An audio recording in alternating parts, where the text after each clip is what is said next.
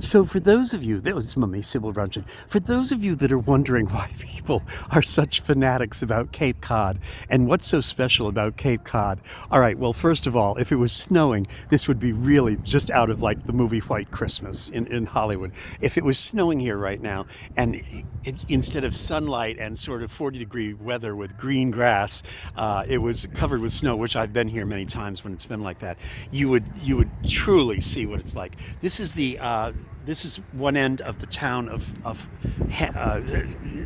Chatham, and look how beautiful it is. I mean, really, doesn't that look like a stage set? I know I'm shooting into the sun, and it's hard for you to see, but how beautiful this is, and it gets better and better and better. Look at this, churches everywhere, just like the song Cape Cod, and look at this house. This construction team took a house that had been here since the 1800s, and they completely redid it. And look next door; they're doing that one as well. These houses are beautiful, but this house in particular was an old family house that had been there and passed on generation to generation. They had an antique shop in the back that I adored. I couldn't always afford to shop there, but I adored going to their antique shop in the back.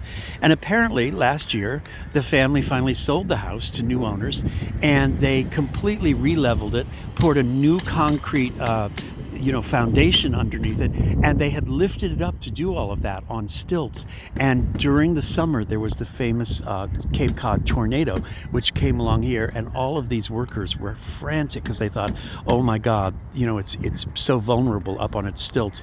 But the tornado apparently hit Harwich more severely than here in Chatham, so the house was still standing when they all came back to work. And so there they are, they're putting up the shingles. You can see they're putting the shingles up right now, and they've completely redone the house inside and out. They kept much of the original house here in the front, but the back is completely new where the antique shop was that was connected. Now in retrospect, I wish I had bought more stuff from him. He had beautiful things, really beautiful things. You can see how the houses are being kept up, and old houses butted up against new houses or new redone houses.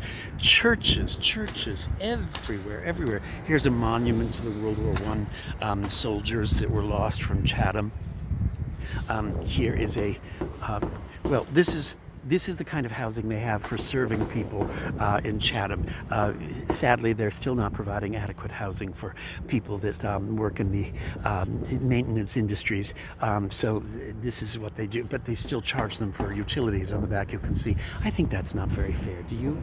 Anyway, so they've got their Christmas lights, which are solar powered, and this is kind of a paltry little central tree. Anyway, we're going to go on and on. Oh, this wasn't World War I, this is the Civil War. There's a monument to the Civil War, and those are soldiers that lost their lives in the Civil War, which is very, very moving. All right, well, you can see the main street, and it goes on in both directions. Look at this, they're painting this house. This is gorgeous. Who wouldn't want to live in Chatham or anywhere on the Cape?